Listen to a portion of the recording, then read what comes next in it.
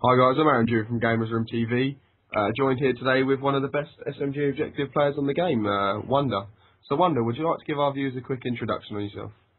Well, as you said, my name's Patrick Truman. I currently go to uni. I'm not going to say what uni. I am currently studying computer science. I also have two part-time jobs.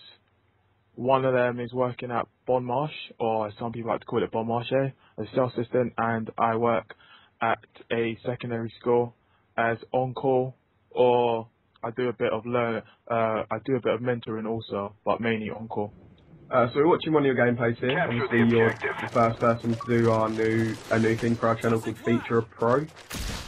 Obviously on firing range, you're an SMG objective player. Why do you prefer to be an SMG player rather than an AK, like an AKAR player? Well, one of the main reasons for that is I'm a player, whereas I cannot camp. I have to be running around constantly. But within saying that, I am a smart player, so I do know when I have to camp and when I have to push. But just generally, I can't be someone who stands in one position and has a job of just sitting in one position and praying. That's We just have not the for me. enemy flag. Obviously now the AK-74 used back in the deserter rules. Why do you prefer to still use the MP5, or is this just a one-off? No, it's not a one-off. I prefer to use MP5 because for me, the AK-74U is very, very weak. It's a lot weaker than the MP5, in my opinion. Others disagree since they've done the updates. And on top of that, the AK-74U, it doesn't seem that accurate when I use it anyways. It seems to move up and down when I'm firing it. Plus the hip fire on it. Hip fire registration is absolutely terrible, and as everybody knows, I like to hip fire quite a bit. Obviously, if I was a newcomer to Deserto, I didn't know what to do, and I was watching this gameplay here, what would you say is the main thing to do on this map? As the objective player. Well, the main thing to do on this map as an SMG objective player is you want to try and push jungle as much as possible. You don't want to be what we're doing here. Yeah, and you'll see for the rest of the video. You don't want to be pushing through the middle of the map because you'll just get picked off from a guy top wood or top 10 with a AK-47 or M16. So as SMG objective player, you just want to keep on pushing jungle, jungle, jungle. Although, as you're going to see here, where I'm contradicting a bit what I'm saying, but as you're going to see here, sometimes you need to, as smart players do, you need to make a decision, and I realised that everybody in my team died, so I decided to pull the flag the opposite direction, because I knew that my team were going to be on respawn by this B hut, as people may call it B shack or whatever. As they did, I killed you and then they killed me, obviously I was Yeah. before. Yeah, and then as you just saw there, the rest of my team spawned, so it just depends on how the game's going and what's happening in the game. Obviously, if you ride Dan's your support player. Well, basically, I'm the support player, Dan's the objective player, but support and objective players generally, in my mind, and nowadays, your support and your objective player needs to both be able to pick up kills, and they both need to pull flag. So, I wouldn't really say we've got a support and an objective. We're both objective equally. Okay, say so if you could name one SMG to run alongside you rather than Dan, who would it be and why? Preferably it would be MX Gottigar or Farrakhan Daredevil. Any reasons why? These two players? Daredevil, just some of the stuff I see him do in games, just single-handedly just destroying guys, like picking up 30 kills and then having like 3 flag caps, and he's running flags. And that's the same for Gottigar, although I would say that Gottigar's gun skill, in my opinion, is a lot better than Daredevil's, but they're both equally quality. Obviously, we've seen you hit firing a lot this game, and like you said, the MP5 does have a better hip fire accuracy than the 74U. Is there any reason why you do hip fire as much as you do? Well, the main reason why I hip fire as much as I do is because, as a lot of people know, my connection isn't the greatest on this game. Most times I will be on 3 bars, and I've been used to hip firing since COD 4 because I noticed on that game a lot of the times, by the time I would get my aim up, start aiming people, I would already be dead. So most times I just hip fire, hopefully hit the person with the first two bullets, and then after that I'll start aiming and then try and kill him. Obviously, like you just said, you've been playing since COD 4, and ECL2 was the first LAN event you've attended. On COD 4 and Modern Warfare 2, you were in some of the top teams, but you didn't attend LAN. Is there any reason to? Yeah, there are a few reasons, but I'm not exactly gonna delve into the reasons why I didn't go to LAN. Although 2 of the LAN events, I did stop playing.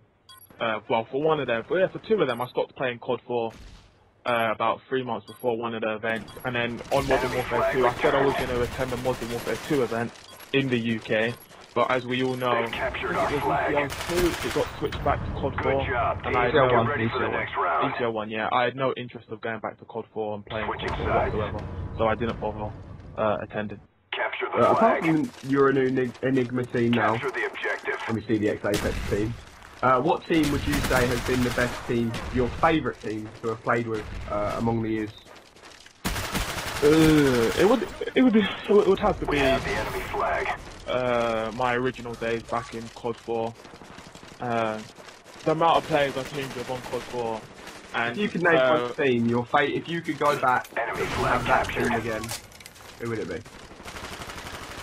I would say me, Arsenal, Hawker, and Matt, possibly. That was my favourite team, and as well Apache as well, who was like rather in and out from time to time. But yeah, that was my favourite team, and that was back on the early COD 4 days when everybody used to play GB. On this game, what sensitivity do you use, and have you always used that sensitivity? On the this COD game, series, like. No. On this game I use 4 cents. Back on COD 4 I used 7, and then on Modern Warfare 2, sorry, I used 3 and 4. So those are my senses.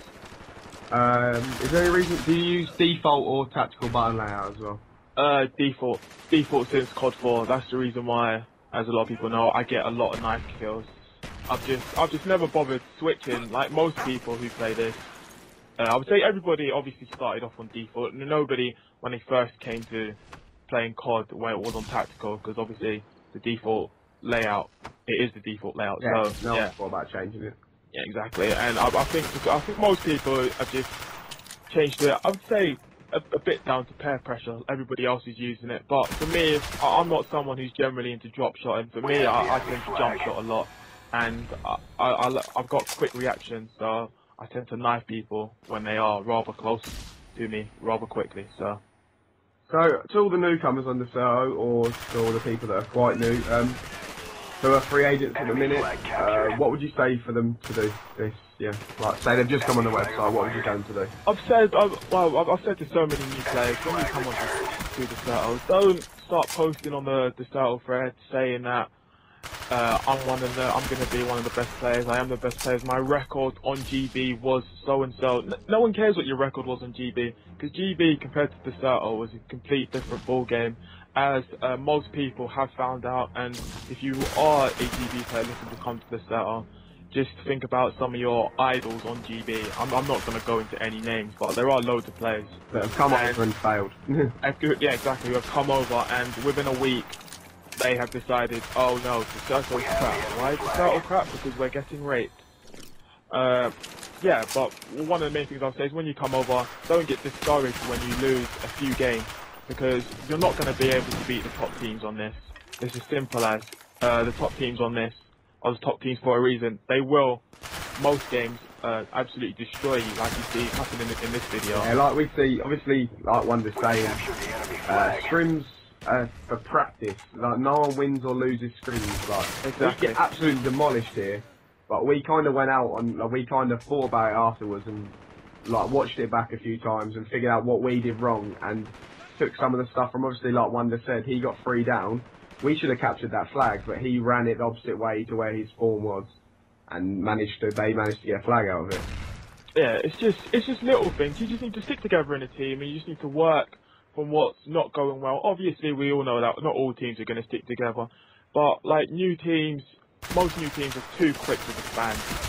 After they lose a few games, you just need to stick together. The teamwork, it will come. With 90% of teams, it will come, but I would say about 30% of teams, after a week or two, decide, oh, it's not working, let's find new players, let's find a new team. That's not the way to go about things. Just stick together and just work with it. See, obviously, we see you going 8-2 ahead here. It's just keep pulling that flag down jungle. Obviously, that is the main thing to do on this map. But when you're playing with such good players that you were playing with, it's hard for the opposite team. So say you were in our shoes here, what would you have done, like, to stop you from pulling friendly flags? Well, a few people may need to watch this. A few people may need to watch this video back again. But if you watch it, you'll see that I have pushed down jungle 95% of this game, and my run down jungle has been pretty simple. Until I get to your flag, I've got to kill one or two. Maybe if you lot kept on sending a few more guys down jungle, or a few more guys to the back of your flag to stop that, you would have done a little bit better. But seeing as that weren't the case, you ended up getting battered 9-2.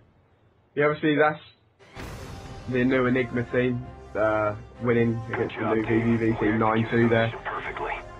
But yeah, this has been eNigma WonderBred, probably one of the best SMG objective players on Call of Duty Black Ops. Any shout-outs before you go, Wonder? No, not really. And I just want to say that, just like Dean was saying before, this is just a scrim. Doesn't matter how much you lose in a scrim. It's not a tourney game. Don't get discouraged from it. Obviously, you could find Wonder's channel in our sub box when this video will be released. Yeah, that's me, Aaron June from gamersroom TV. A big thanks to Wonder, and goodbye.